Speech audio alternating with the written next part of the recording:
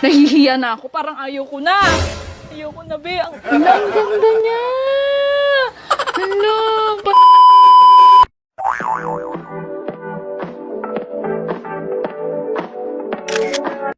Hi guys! Welcome back to my YouTube channel!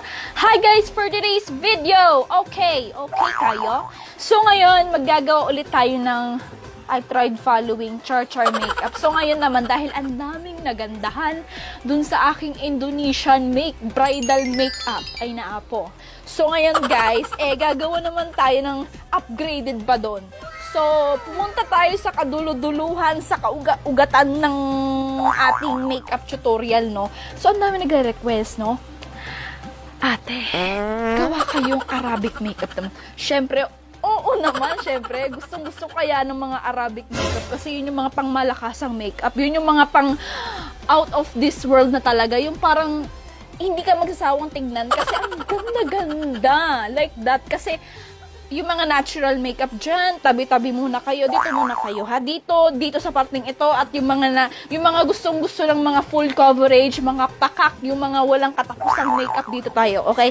Dito muna tayo, kasi we love exploring the artistic side of makeup, sabi nga dun sa aking Instagram, no?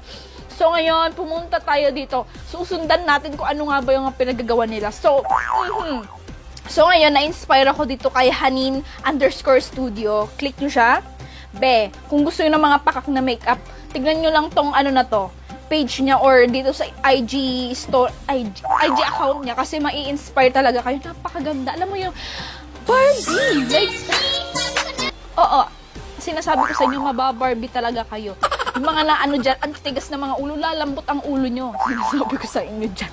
So ngayon, nandito tayo. So susundan natin kung ano mga yung pinagagawa niya. Okay, so kasi ang gaganda nila, like Arabic, mga Arabiana, ay ang ganda. So una naglagay siya ng moisturizer. So let's do this. Okay, ang dami niya pang nilaglalagay. So nahihiya ako dito kasi OMG talaga. So naglagay siya ng cream dahil wala naman akong cream na pinaglalagay sa aking mukha. Magpa-primer na lang tayo. Gamitin ko tong Sassy Lady. So medyo different kami ng technique dahil nga sa kanya more on ang mamahal na mga ginamit niya, guys. So, ako, wala. Mga ano lang, mga 20-20, depende sa klase. Okay. So, naglagay na ako ng primer. And then, pagkatapos yan, naglagay siya ng parang corrector. Mukha. So, wala naman na kasi akong pang-correct. So, ang gagawin ko na lang, kukuha ako ng may pagka-orangey dito, no? Na liquid lipstick. Ewan ko kung pwede to, pero gawa na lang natin ang paraan. So, ang ginawa niya, guys, nag-correct siya gamit itong orange na ano ito. Bagay-bagay. Okay, so naglagay siya dito sa kanyang under eye. Pwede rin tong liquid lipstick ng Vlate Cosmetics. Okay, in shade Zora. So, saan ba pinaglagay? Dito, and then dito. Parang, alam mo, buong mukha na dapat sa akin kasi alam niyo naman ako, kilala niyo naman ako. I'm very, wasak na wasak. Parang damage na ang aking mukha, no? So, ano pa, be? What else? Okay, so, naglagay na agad siya ng highlighter. OMG! Okay, maglalagay tayo. Gagamitin ko tong aking Revlon Color Stay Endless Glow. I know. Lagay siya sa mga key areas. So, kaibahan din ng kanyang ginagawa. Ako kasi, guys, wala akong mga tools. Siya may mga tools dyan. Ay, okay lang yan. Kasi, tingnan natin kung saan aabot ang aking 20-20 lahat ng klase. Pag ganito, huwag kayong matakot sa foundation. Okay lang na maputi. Kasi yun nga ang talagang trademark nila. Yung mga mapuputi. Oo. Hindi sila hindi lang masyadong oo. So, gagamitin ko tong Squad Cosmetics You Can Face It Foundation in shade Ivory. Hindi sila takot ano tawag doon? Magsabi na, okay lang yan na ganito ang ating kutis. Itago ang totoong kutis. Motto nila, makeup is life. Walang pakialaman ng trip, ganon. So, naglagay na siya ng foundation niya. So, kita nyo naman, di ba, makapal. So, makapalan din natin.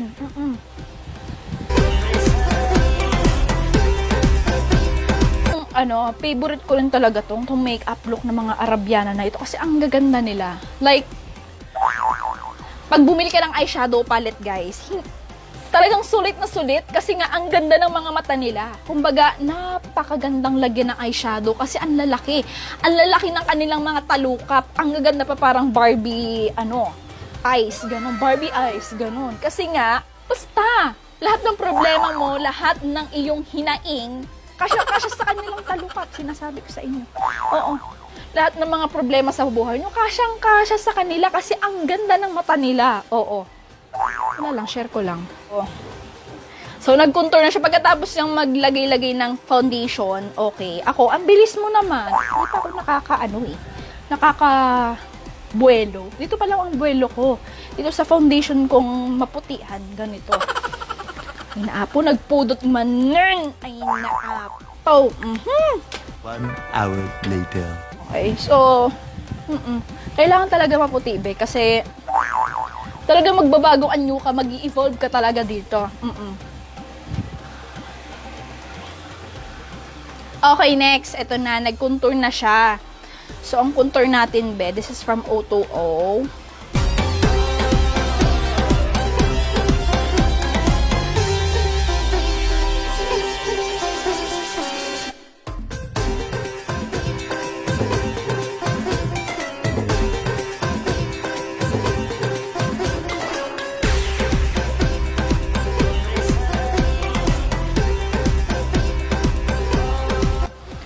So, gagamitin ko pala itong lipstick from Cohin Sunny. So, naglagay lang tayo. Pero, onting lang. Kasi naglagay siya, so kailangan talaga natin sundan. Ganyan talaga ang proseso. Kahit ayaw mong gawin, kailangan mong gawin. Okay, next. Lagay tayo ng concealer. So, ang concealer natin ay hinahanap ko pa. So, ito yung from, ito? This is from Revlon Color Stay.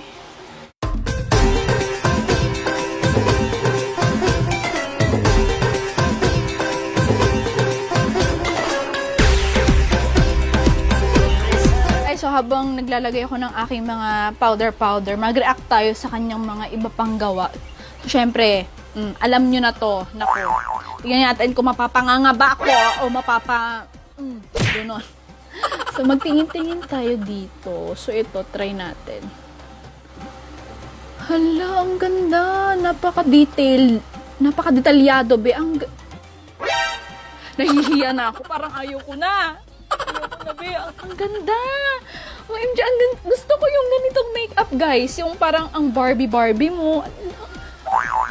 Ala, ang ganda niya. Hala, parang nahihiya na ako. Wait lang, ayusin ko nga ito.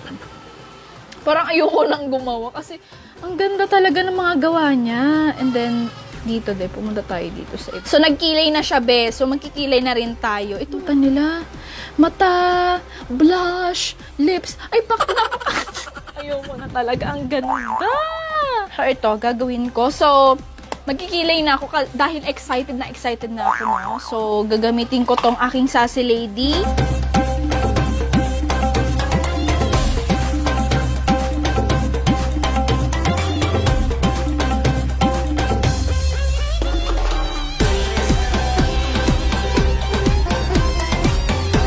Okay na yan. So, ang gagawin ko, maglalagay ako nitong MDV Cosmetics. Itong brush up brow soap nila, guys. So, ang gagawin ko, babasain ko lamang ito ng onting-onti lang. And then, gaganyan ko. Ay nako, may nagliligawan na namang manok dito sa amin. Lalagay ako dito. Para onting full brows effect.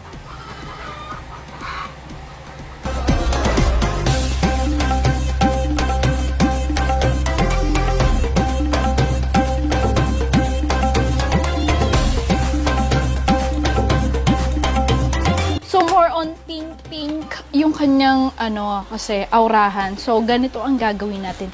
Gagamitin ko tong Lambskin Manila Skin Eyeshadow Palette. So una kong gagamitin is itong shade na ito.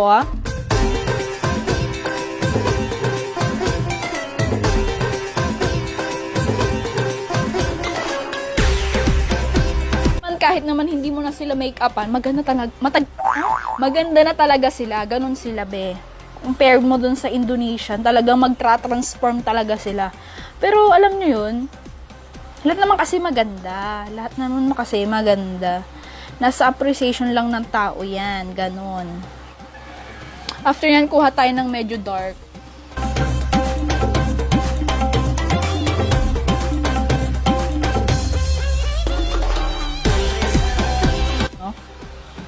So, kuha tayo ulit ng concealer. So, ngayon na magagamitin ko tong aking Sassy Lady. Okay.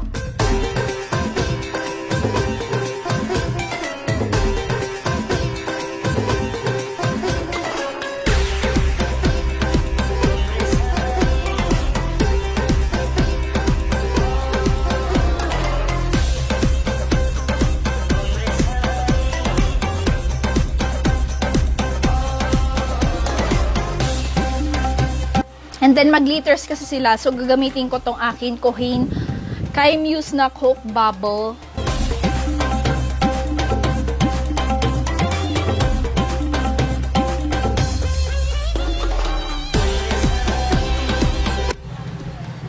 Okay, after yan, medyo linisin natin yung dito sa gilid kasi nakakahiya naman. Baka sabihin, ano. So, yan. Alam niyo naman yan. Para maging malinis ang ating daanan.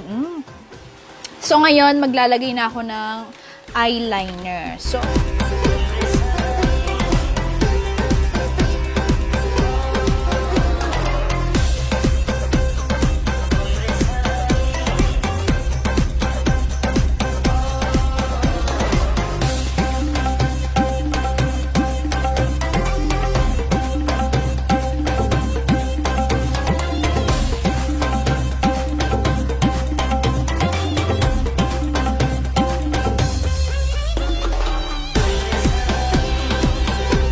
okay, so gagamitin kong false eyelashes. This is from Polash, itong Clio.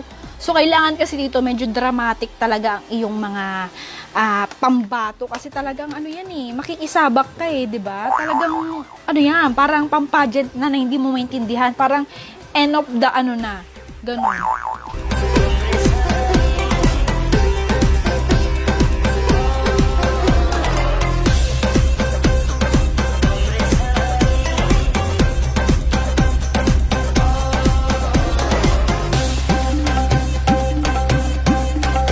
Dodoble na ako, maglalagay ako ng powder para ma-highlight talaga.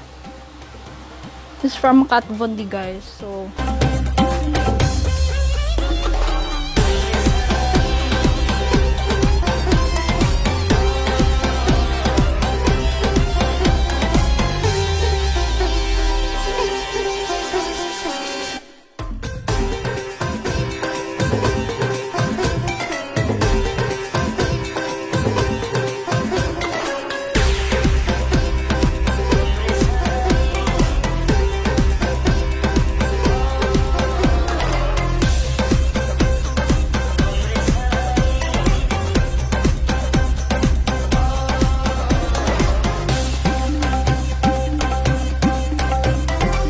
this is from Sparkle Cosmetics, itong kanilang Nude Matte Lipstick in shade number 3.